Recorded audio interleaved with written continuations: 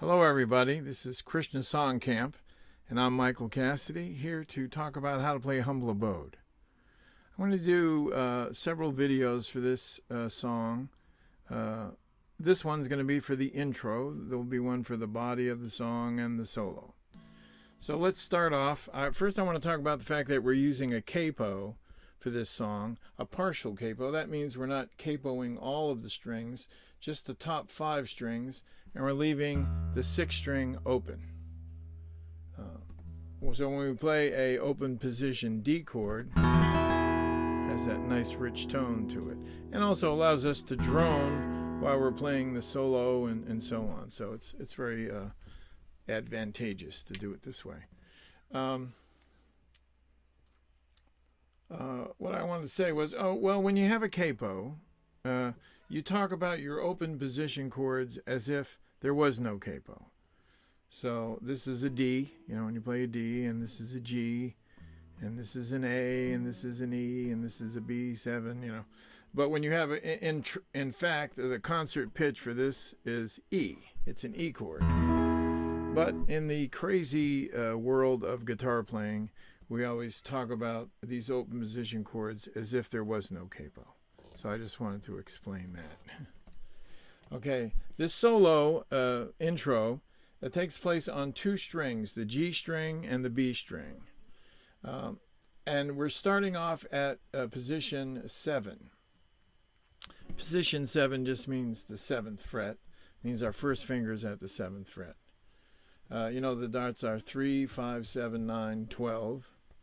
So it just helps us kind of see where we are on the guitar.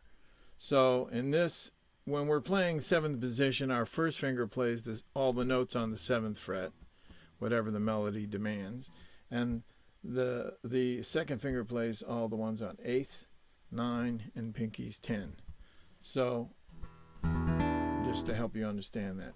Now the intro starts off with just notes.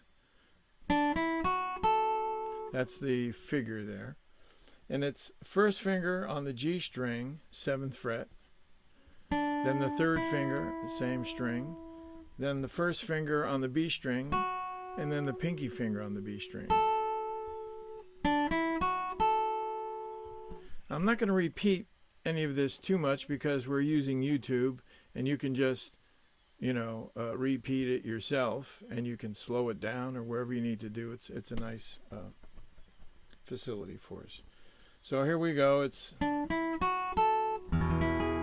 now on this note, when we get to this double stop, which is our first finger playing the notes on the 9th fret for the G and B, playing both of those, and at that point we strum all the strings right up to that B string. So it's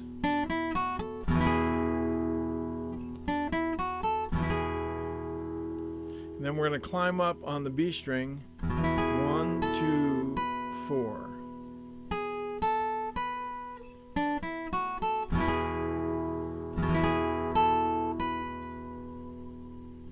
Now I want to point out that this song, we're going to count it in as if it's in 3/4. So it's 1, 2, 3, 1, 2, and 3, and 1, 2, 3, 1, 2, 3, 1. Now at this point we're moving up to position 12. That's where the 2 dots are.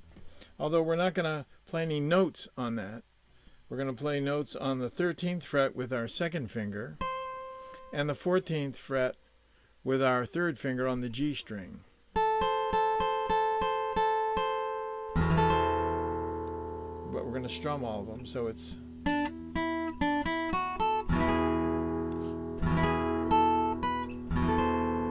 then we're going to go down 2nd finger, 1st finger, then 3rd finger on that G string. Then back to our double stop here at the 9th fret. So I'm going to go over this one more time slowly with you. And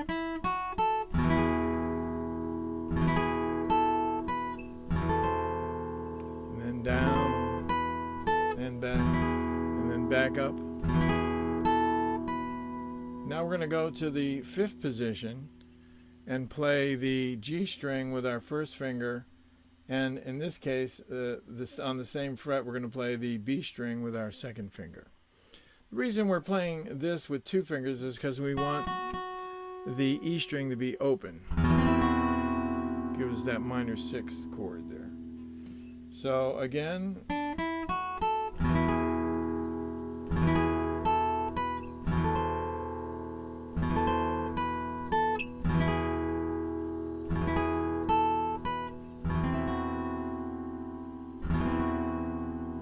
okay, so this was in 3/4. We talked about it. So some of these strums that we play last for a whole measure. So you have 1, 2, 3, 1, 2, and 3, and 1, 2, 3, 1, 2, 3, 1, 2, 3, 1, 2, 3, 1, 2, 3, 1, 2, 3, 1, 2, 3. I went to visit a friend, and then there we go. We're into the song. Not bad. Okay, so one more time.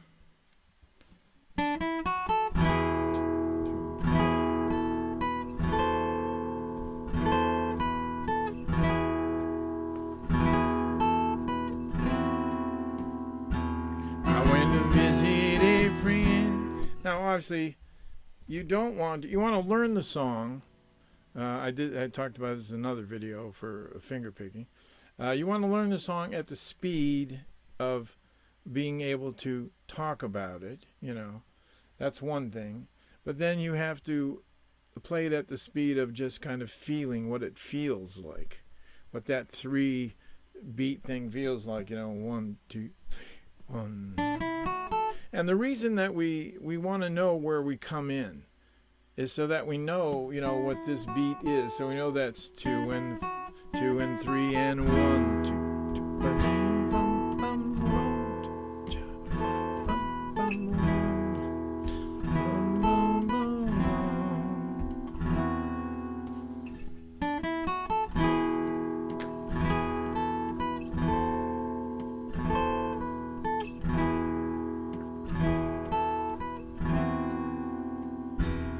You want to be able to count that 3 or feel that pulse of 3 somewhere in your body, somehow. You can tap it with your foot, however you want to do it. And I'm sure you'll do fine with it. If you have any questions, you can always talk to me on Facebook. All right, hope this works good for you. Bye now.